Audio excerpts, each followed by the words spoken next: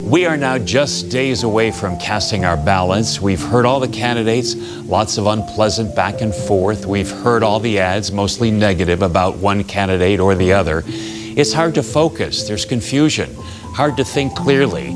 And whether we know it or not, it can take a toll on our well-being.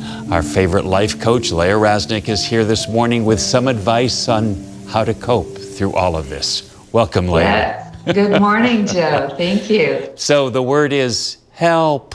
There is a thing out there called election stress disorder. Yes, it's a set of symptoms. It's not a diagnosable ailment, but it's a set of systems that when I name them, you're going to know what it feels like. It's the sense of you watch, you get on social media and then you have a stomach ache. Or you watch the debate and you can't sleep at night. It's stress that's directly related to what's going on in the world. But part of this is, it's like an accident. We can't keep our eyes off it. We want to know more. And the old FOMO, fear of missing out. That's during this right. time.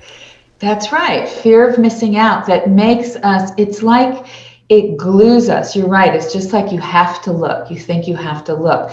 So we need to really become conscious of that because it is taking a huge toll on us every day. And at the core of it, our common chronic diseases have stress at the core of it. This is a chemical response in the body.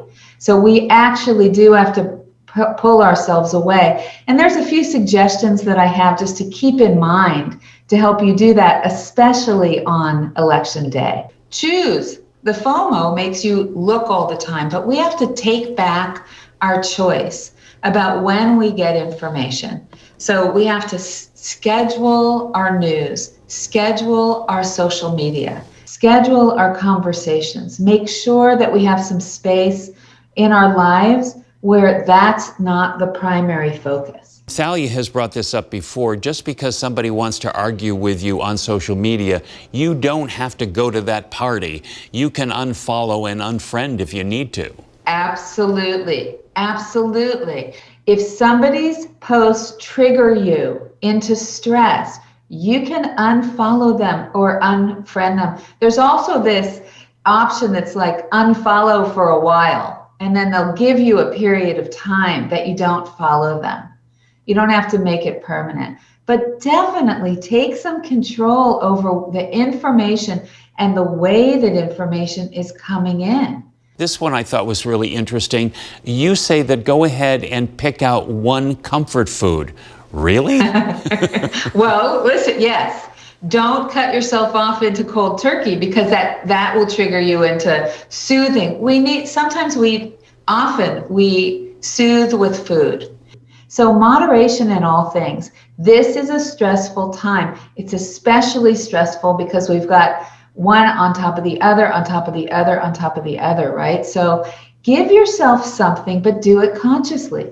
If you're comforted by a particular food or you're comforted by just, a particular time where you sit down and eat something, let yourself comfort yourself, but do it consciously. Pick the food, pick the time, and look forward to it. And then let that be the thing that comforts you. Also, pick other ways to be comforted too, not just food. Take a walk, go outside, look at the sky. There are ways that we have to remember that life goes on, no matter what happens here. One of the remedies to election stress disorder is connection. Connect with your family. Connect with the people in your pod as much as you can. The people who, no matter what happens in the election, your relationships will remain the same. Get an anchor. The best thing out of this conversation, Leah, is that you have given me permission that I can enjoy peanut butter party.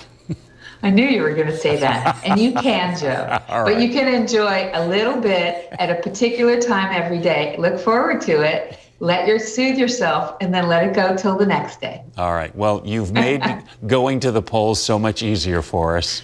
Good, Joe. Take good care. You too. No matter what happens. All right. Thank you, Leah, as always. You're welcome. Keep it right here. We'll be right back.